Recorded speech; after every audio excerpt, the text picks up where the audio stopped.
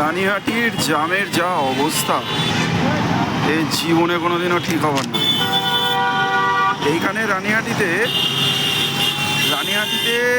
যদি at a time 1,00,000 লোক থাকে, তার পিছনে আছে শুধু 1,00,000 লোকের পিছনে আছে একটা একটা করে টোটো।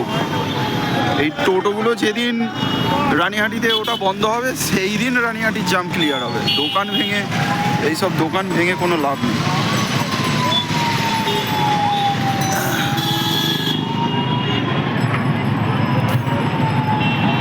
অবস্থাটা দেখুন রানীহাটি,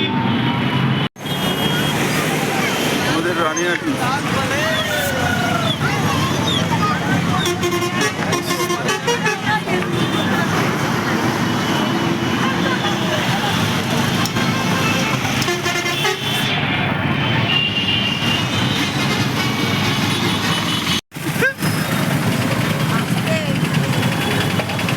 কি অবস্থা, দুর্গা পুজো লেগেছে।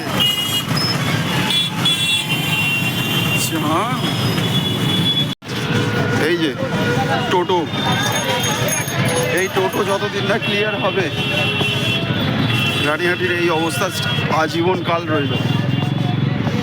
দোকান ভেঙে কোনো লাভ নেই।